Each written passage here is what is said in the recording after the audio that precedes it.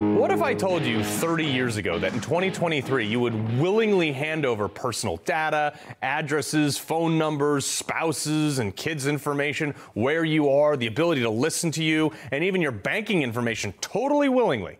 And then what if I told you that that info would sell for as little as 12 cents a pop on the internet? And then you'd hand it over anyway, willingly, compromise all of your freedoms and personal information for convenience. And the companies and organizations that beg for our trust don't do a very good job protecting our information either. We mentioned this the other day with 23andMe, that genetic testing company. First reported a data breach back in October, but only after users discovered that their information was for sale on the dark web. They released a statement eventually saying the company originally claimed that roughly only 0.1% of their over 10 million users were actually impacted, amounting to roughly 14,000 people. Well, turns out that was a lie. Told you by the same people that you just trusted with your DNA. This is why I don't do this stuff.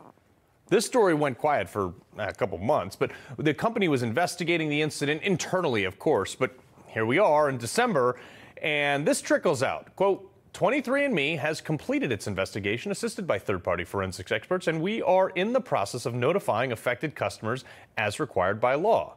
That's only because, by law, 23andMe was obligated to disclose the findings of that investigation, which showed not 14,000 people, but nearly 7 million. Think about this. 23andMe is a genetic testing organization, one that millions of people have trusted with their literal DNA, folks. The state has to get a court order to get your DNA, and more than 10 million people just handed it over to a private for-profit company, willy-nilly? And then this data breach included ancestry trees. That means other people in your family that might not have even consented to this in the terms of use of that might have their information on there. They have birth years and children's names and addresses and phone numbers and credit card information and just about anything else that a user could have entered when making an account to purchase this. Again, 30 years ago, who would have ever considered this was a good idea? But now most people don't even read the user agreements before hitting that big OK button. Our entire life has become digitalized. Look down, look at your iPhone. Is it made by Apple? Mine is.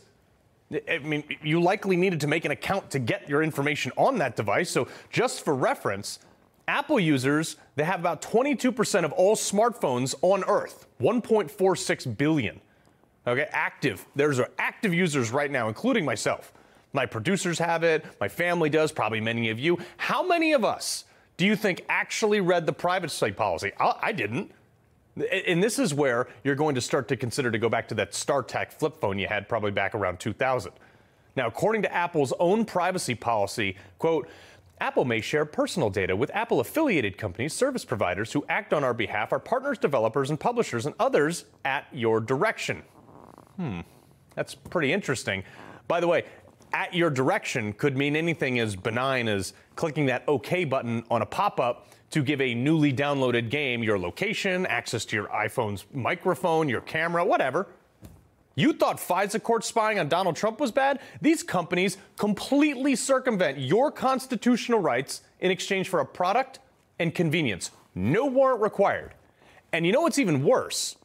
AT&T was just caught red-handed giving that data that we consented to allowing them to share because they made a backdoor deal with Uncle Sam. And AT&T's defense was basically, oh, we had this in our terms of agreement on page 1,391, so you should have already known about that. Sorry, not sorry. Now Uncle Sam has every recording call you've ever made. And I know there's a bunch of you out there saying, whoa, hey, that's why I don't use Apple products. Well, here you go, Samsung users. This is according to a recent study. There were nearly 1 billion with a B Samsung smartphone owners in 2020, probably even more now. Now, their privacy policy is actually a lot less straightforward. But buried in this little gem here is, quote, the personal data provided by the user is used for product registration, membership registration, log on, or user authentication to services and apps. Now, that last part, services and apps, is the concerning part because a simple Google search, which is another platform totally guilty of all this, by the way, actually tells you that.